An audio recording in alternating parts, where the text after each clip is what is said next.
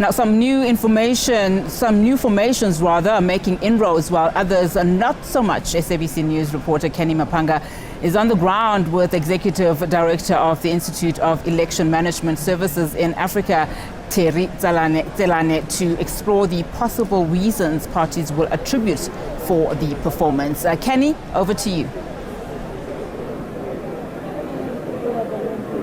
Well, thank you to Inati. Good afternoon to the viewers. Once again, we're still at the National Results Centre. Let's have a quick look at what the scoreboard is telling us at this very moment with regards to the new formations. Of course, the Patriotic Alliance and MK continues to perform in various provinces and is continuing to making inroads rather on that national ballot. However, if you look at some of those new formations such as Rise Mzansi, Bosa, we're looking at minimal votes. It still is early stages, however, not quite the performance that some would have hoped. Action SA as well, not getting those significantly high numbers yet. However, it still is early days, but we should unpack this question with Mr. Tselane, who joins me now.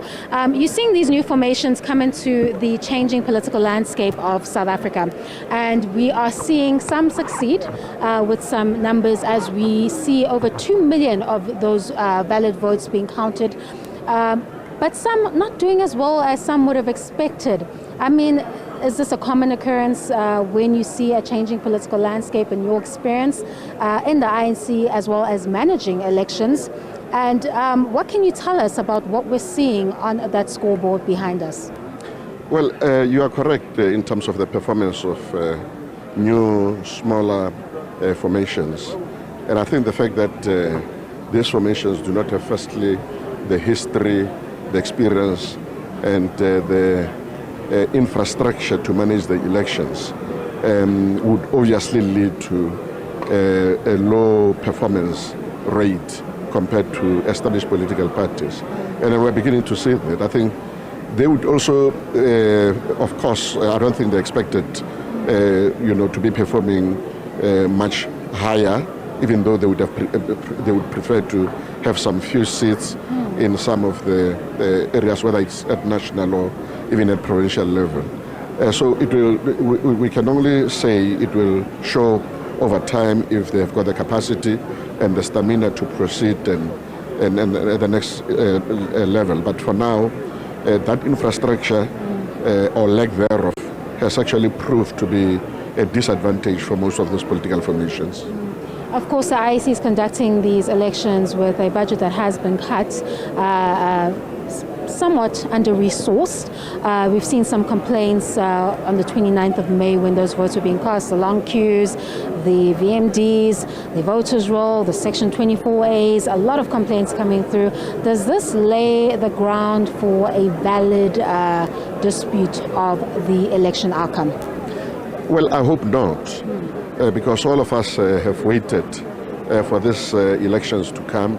We have waited for the results, and I think the electorate as a whole would like to see the finality in terms of the outcome of the results of these elections.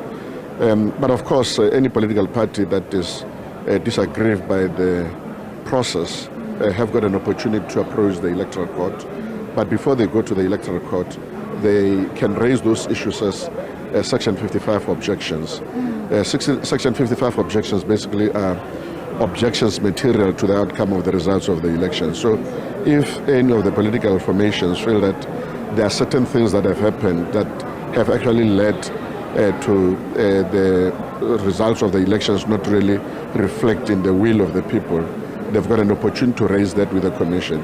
The Commission has got 48 hours after the closing of the voting stations to deal with all those objections. I'm certain that even now, as we are sitting here, the Commission is actually dealing with quite a number of objections, because immediately when the station closes, political parties normally take advantage of that platform of Section 55 objections by raising objections with the Commission. So hopefully, whatever issues that they want to raise, they'll be satisfied with the response of the Commission to those issues.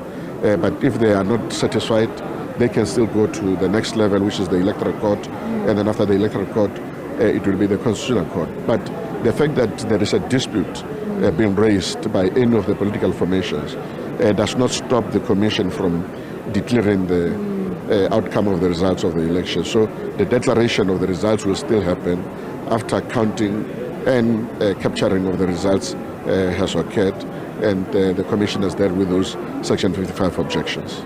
And Mr. Tselane, I'm sure you've had a look or a peek at the CSIR prediction for the 2024 May polls. If this prediction were to be correct, do you see a scenario where that election outcome would be accepted upon declaration by the IEC? Well, I expect all the political parties to accept the outcome of the results of the elections.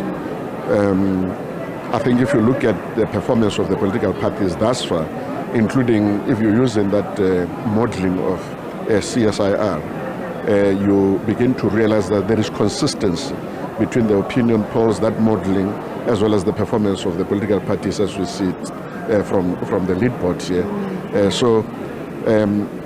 Whatever political party or whoever wants to raise a serious issue with the outcome of the results of the elections would really have to have a very valid reason why they want to do so. But I think in spite of the weaknesses in the system in terms of the management of the elections by the Electoral Commission, they have really created a platform for this election to have an outcome that reflects the will of the people. And I think they've got to be commended for that. Of course, there have been hiccups, there have been difficulties here and there, and then hopefully going forward they will try to deal with some of those issues.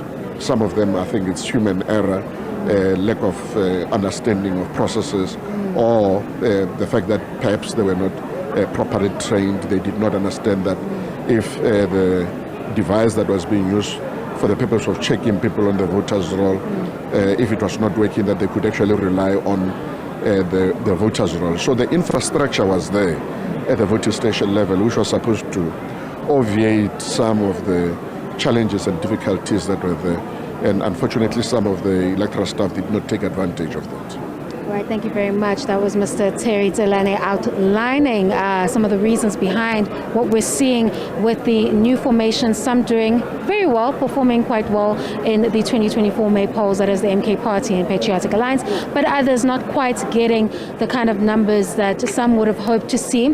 I'd like to give you the surroundings of the National Results Operations Center. Quite a hive of activity, and a number of representatives of different political parties have arrived, eagerly awaiting those results, eagerly awaiting to see how they perform in the 2024 national and provincial elections. Now, we said earlier, as we continue to remind viewers, that these are preliminary results that could change at any moment until the IEC has declared. We'll continue to give you those regular updates as they ring the bell and give us the numbers of each political party and how they're faring off in these elections.